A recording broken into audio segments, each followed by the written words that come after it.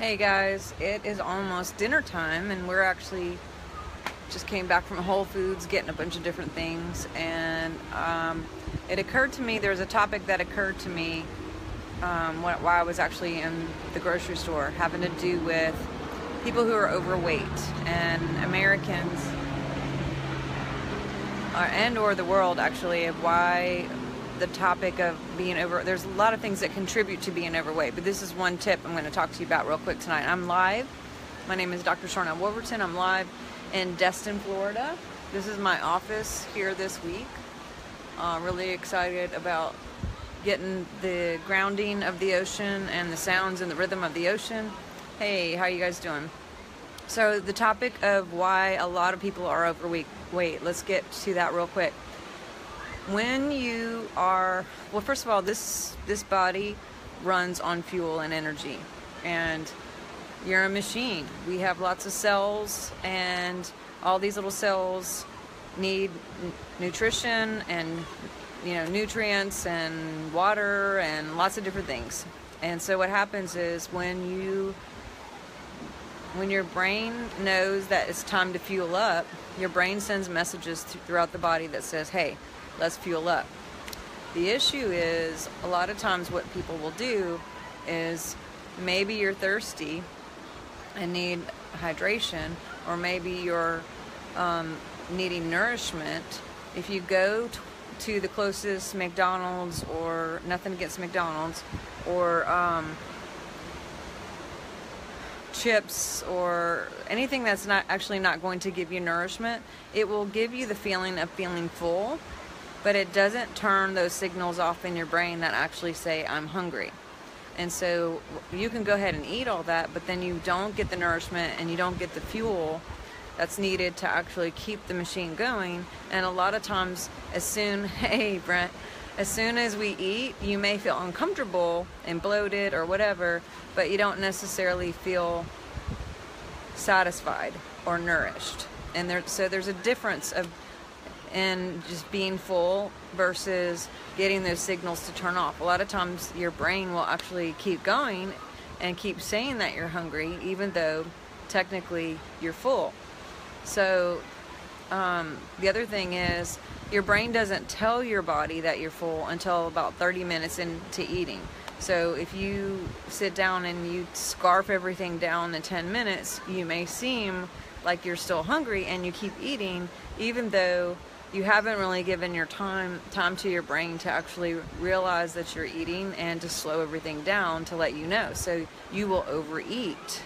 So you will eat foods that don't give you nourishment, therefore the signals don't stop, and you could be hungry again and or still be hungry even though you're uncomfortable and full.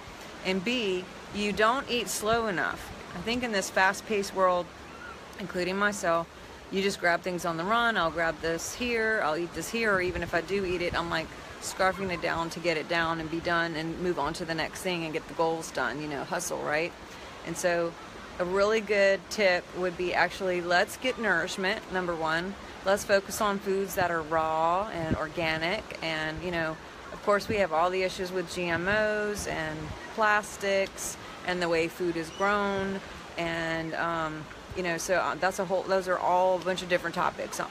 Fast food, sugar, there's so much sugar in food now that they never had this kind of amounts of sugar in the foods that we ate when I was growing up, or even definitely in the generation before us. They put sugar on the French fries at McDonald's, y'all. The average person consumes 150 pounds of sugar just a year, and that's a lot of sugar to process.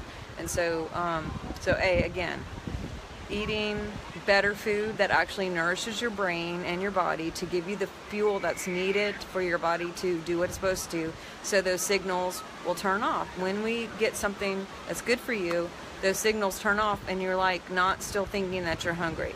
And then number two, definitely eat slower. Take time, enjoy your food, chew your food multiple times, don't just swallow it down.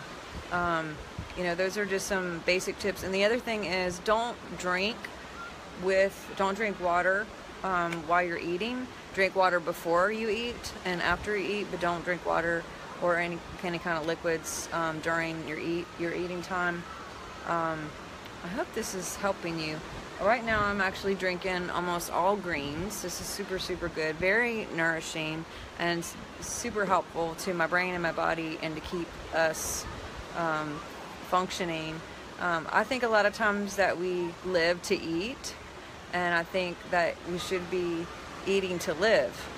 And that was kind of a wake up for me, and thinking about everything that I ingest, and asking yourself the question every time you put something in your mouth: is this going to be helpful for me? Is this going to be fruitful to me? Is this going to be beneficial to nourishing and giving me fuel? Someone's bringing up probiotics. That's huge. Enzymes are huge too. Enzymes are a big deal, and don't have the enzymes in the food that we do now that we did in the past, because they've changed the food process, and they've also changed the way they grow the food. They used to give a year off every 7 years just in the soil for the minerals and everything to come back, and they don't do that anymore. Not everybody, but most of the people just want to hurry and keep planting, so we don't have the minerals and all the different really great things that are in the food to come up. And what's interesting is, a lot of times too, when you eat fruit or anything organic, it's not just how it's grown, although, you know, pesticides and all that are an issue. If you they've done studies, and insects will not eat food that's alive. They only will pick on food that's dead. And so a lot of these foods are lacking lacking nutrients and the minerals and everything because of the way it's grown, and then they put pesticides on it, and it's starting the dying process. They wouldn't need to put pesticides on it if they would grow it right in the first place with the correct soil. That's a whole nother class too. But anyway, all this. So the main thing we're going to talk about today, I could go on about how they're growing stuff, but take a few minutes to really plan your food.